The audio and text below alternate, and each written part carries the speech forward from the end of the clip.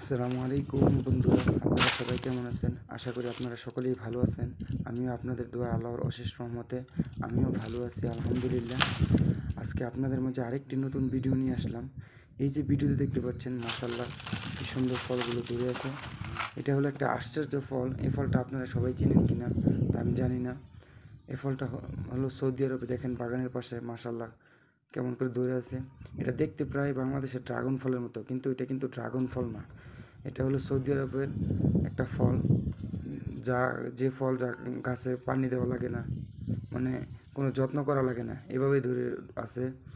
এই ফলটাকে আরবিতে বলা হয় মৌসুমি ফল। দেখেন দেখতে কত মাশাআল্লাহ কত সুন্দর। আর এই ফলের গুণাগুণও কিন্তু অনেক। আমি শুনেছি যাদের নাকি ডায়াবেটিস বেশি তারা এই ফলটা খায় ডায়াবেটিস কন্ট্রোল করার জন্য। দেখেন মাশাআল্লাহ কত সুন্দর ধরে আছে। কিন্তু এই ফলটা একটাই সমস্যা, সেটা হলো এই ফল খালি হাতে ছেঁড়া যায় না। এই ফলে গাছে যেমন কাটা তার থেকে দ্বিগুণ কাটা হলো সেই ফলে। একদম পাতলা পাতলা কাটা, যা হাতে বেঁধলে সহজে দেখা যায় না। তাই এই ফল ছিঁড়তে হলে অবশ্যই হাতে গ্লাভস পরে তারপরে ছিঁড়তে হয়। দেখেন এই ফলটা দেখতে কত মাশাআল্লাহ সুন্দর। এই ফলটা যখন কাঁচা থাকে তখন থাকে সবুজ, আর যখন পাকে তখন এরকম লাল হয়, লাল বর্ণের হয়।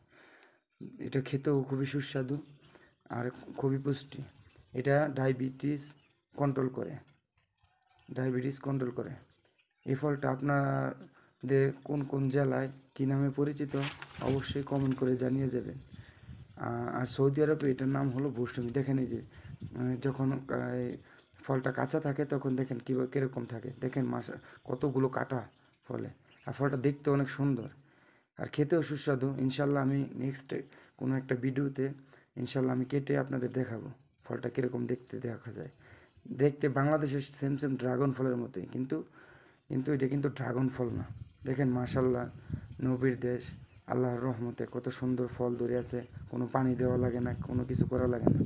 আর সৌদি আরব তো আপনারা জানেন তেমন কোনো বৃষ্টি হয় না।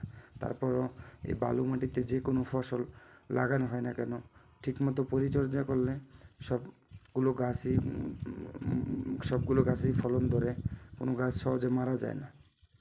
দেখেন দেখতে কত সুন্দর মাশাল্লাহ, দেখতে অনেক সুন্দর লাগতেছে।